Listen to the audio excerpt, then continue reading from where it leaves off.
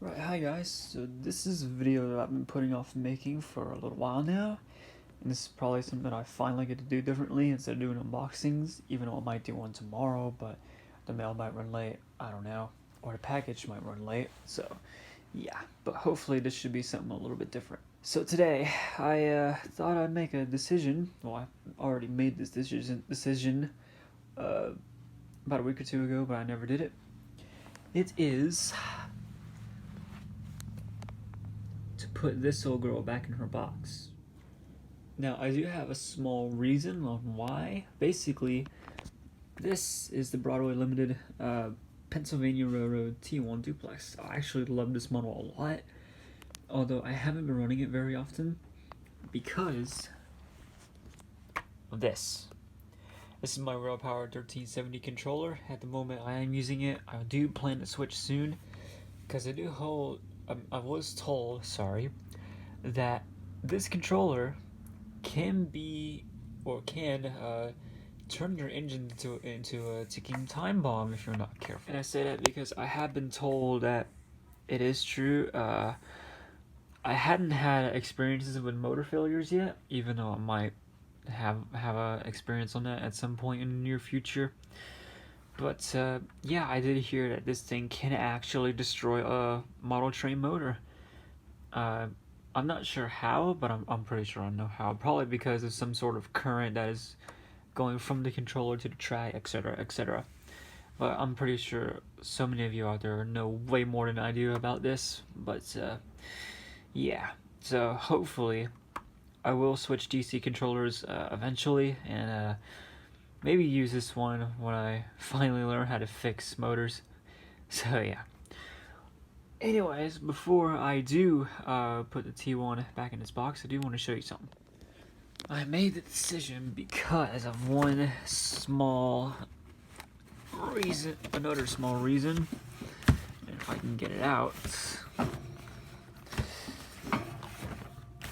It's been in the box for a few weeks.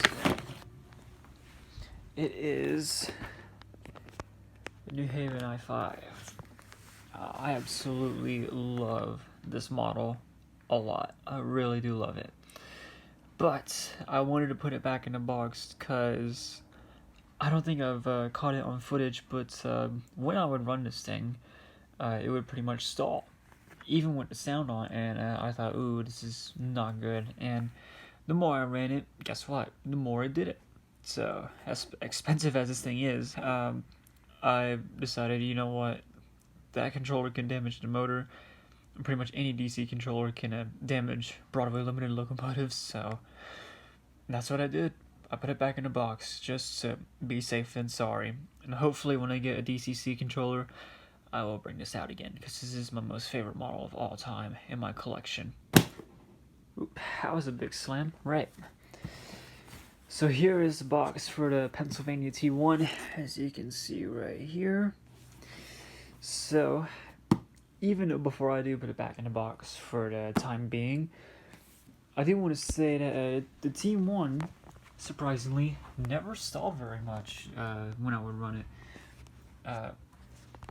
The box does say, you can't run it with DC, but for the love of God, if you are running one with DC, especially if they have Paragon 2 or Paragon 3 stuff, do be very careful. You may have to buy one of those special Broadway Limited controllers for DC controllers, hook it up to your DC controller, and hook it up to your track, etc., etc.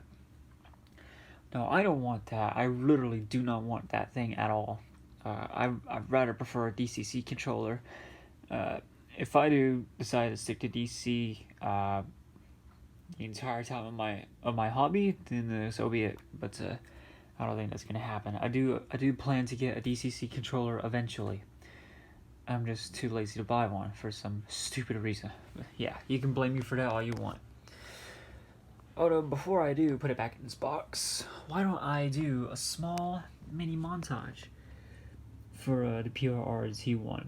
I will bring her back out once I get a DCC controller, same thing with the New Haven i5, but it's best to be safe than sorry. Alright, and we'll dust this thing off and we'll get to it.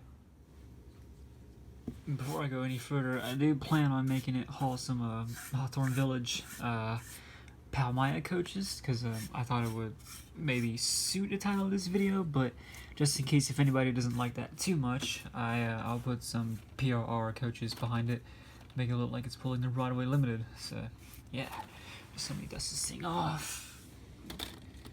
So yeah, let it do that for a little bit. I'll let it run around with some Broadway Limited coaches, like I just said. Since this thing has been sitting in the siding for the past few videos, I was kind of nervous to run it now with the Rail Power 1370 controller.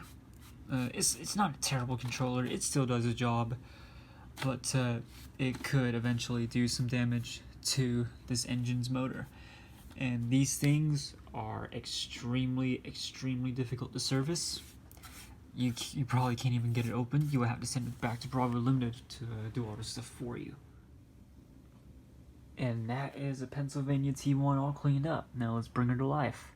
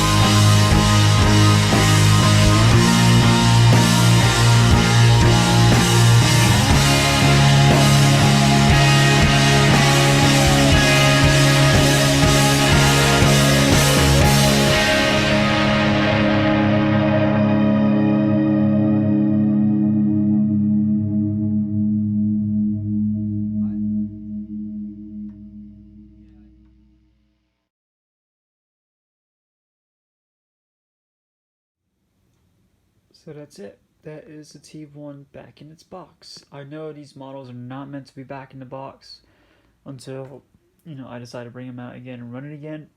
I do understand that. I probably forgot to mention that at some point at the beginning of this video, but I just want to keep this thing safe from the evil Rail Power 1370 controller.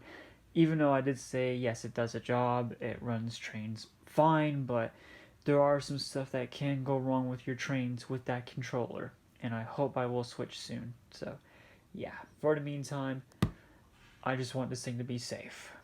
So, yeah. Alright, put this back in there.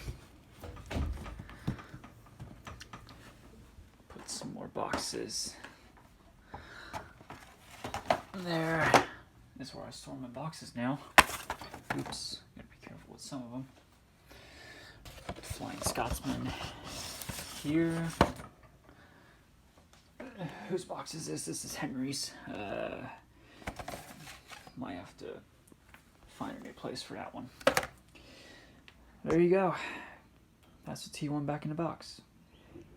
So yeah, I do apologize if this is a sad video for you, but like I said, it's better to be safe than sorry.